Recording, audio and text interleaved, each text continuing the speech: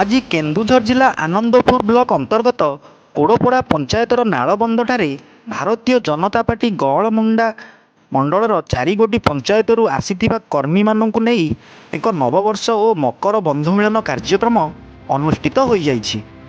ଏହି କାର୍ଯ୍ୟକ୍ରମରେ ମଣ୍ଡଳ ସଭାପତି କାର୍ତ୍ତିକେଶ୍ୱର ମହାନ୍ତ, ମଣ୍ଡଳ ଯୁବ ସଭାପତି ତନ୍ମୟ ସାହୁ, ବରିଷ୍ଠ କାର୍ଯ୍ୟକର୍ତ୍ତା ପଞ୍ଚାନନ ତ୍ରିପାଠୀ, ଦିଲ୍ଲୀପ ନନ୍ଦ, ସୁରେଶ ସାହୁ, ଗଣେଶ ଓଝା, ବିନୁ ବେଜ ପ୍ରମୁଖ ଯୋଗଦେଇ କେନ୍ଦ୍ରରେ ମୋଦି ସରକାର ଓ ରାଜ୍ୟରେ ମୋହନ ସରକାରଙ୍କ ଜନକଲ୍ୟାଣକାରୀ ଯୋଜନାଗୁଡ଼ିକ ସାଧାରଣ ଲୋକଙ୍କ ପାଖରେ ପହଞ୍ଚିବା ପାଇଁ ଆହ୍ୱାନ ଦେଇଥିଲେ।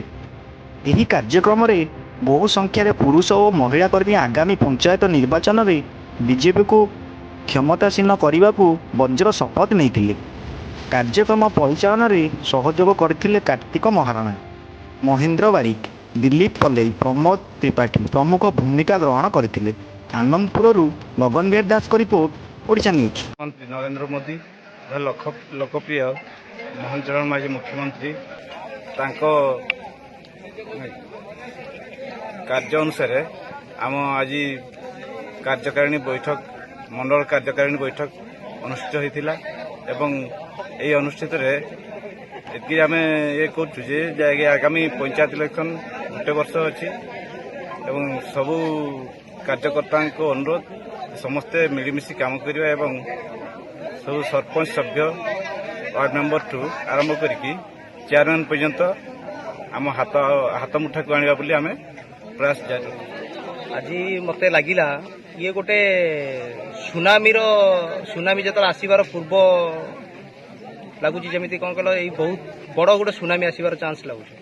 କାହିଁକିନା ମୁଁ ଆଜି ଦେଖିଲି ଆମେ ଯେତେବେଳେ ପ୍ରଥମେ ଏଠି ବିଜେପିରେ ଆମେ ମିଶିଥିଲୁ 10 ଜଣ 15 ଜଣ ଥିଲୁ, 15ରୁ ଆଜି ମୋତେ ଲାଗିଲା ପାଖାପାଖି 300-400 ଲୋକ ଆଜି ଏଠି ସମାଗମ ହେଇଛି। ମୋତେ ଲାଗୁଛି ଯେମିତି ପଞ୍ଚାୟତଟା ଟୋଟାଲି ଗେରୁଆମୟ ହେଇଯିବ। ଆମର ଲାଗୁଛି ଯେମିତି 2024-25 ଯେତେବେଳେ 27 ଇଲେକ୍ସନ ଯେଉଁ ଆସୁଛି ସେଟା ମୋତେ ଲାଗୁଛି କି ଟୋଟାଲି ଗେରୁଆମୟ ହେବ। ଏଠି ଆମେ ସଭ୍ୟ, ସରପଞ୍ଚ, ଜିଲ୍ଲା ପରିଷଦ ସମସ୍ତେ ଆମେ ବିଜେପିରେ ମୋତେ ଲାଗୁଛି ୱାନ୍ ସାଇଡ୍ ଭୋଟରେ ଆମେ ଜିତିବୁ। ଆଉ ଏଠି ଯେଉଁ ଆମର ଦାମୋଦର ନରେନ୍ଦ୍ର ମୋଦିଙ୍କର ଯେଉଁ ସରକାର ଅଛି, ମାନନୀୟ ପ୍ରଧାନମନ୍ତ୍ରୀଙ୍କର, ଆଉ ଏଠି ଲୋକପ୍ରିୟଙ୍କ ମୁଖ୍ୟମନ୍ତ୍ରୀ ମୋହନ ଭାଇ ଯେଉଁ ପ୍ରକାର ସବୁ ନୀତିମୂଳକ କାର୍ଯ୍ୟ କରି ଚାଲୁଛନ୍ତି। ଆମର କେନ୍ଦୁଝରରେ ଦେଖୁଛନ୍ତି ଷ୍ଟିଲ୍ ପ୍ଲାଣ୍ଟ ଏବେ ହେଇଗଲା, ଶିଳାନ୍ୟାସ ହେଇଗଲାଣି। ଘଟଗାଁ ପରିସ୍ଥିତିରେ 520 କୋଟି ଟଙ୍କାର ଯେଉଁଭଳିଆ ଦିଆଯାଇଛି। ଆମର ଇନଫ୍ରାଷ୍ଟ୍ରକ୍ଚର ଯେଉଁଭଳିଆ ହେଉଛି, ଆମର ଆନନ୍ଦପୁରର ଯେଉଁଭଳିଆ ମୋହନ ଭାଇ ବ୍ୟାରେଜ ଏବେ ଚାଲିଛି ହବାର ଚାନ୍ସେସ୍ ବହୁତ ଅଧିକ ଅଛି। ଯେଉଁଭଳିଆ କୋଡ଼ପଡ଼ା ଗ୍ରାମରେ ଗୋଟେ ବ୍ରିଜ ଚାଲିଛି।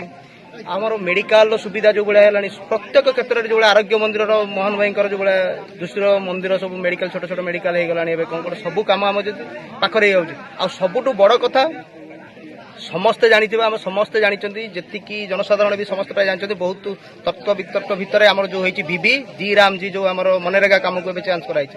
ଆମର କ'ଣ ହେଲା ନା ଏଠି ୟା ଦ୍ୱାରା କ'ଣ ସୁବିଧା ହେବ, ପ୍ରତ୍ୟେକ ଗରିବ ଲୋକମାନେ ଯେଉଁମାନେ ଅଛନ୍ତି, ଯେଉଁମାନେ ଦିନ ମଜୁରିଆ ଭାଇମାନେ ଆମର ଅଛନ୍ତି, ଭାଇ ଭଉଣୀମାନେ, ସେମାନେ କ'ଣ କରିବେ, ପ୍ରତ୍ୟେକ ଦିନ କାମ ପାଇପାରୁଥିବେ। ଆଗରୁ କ'ଣ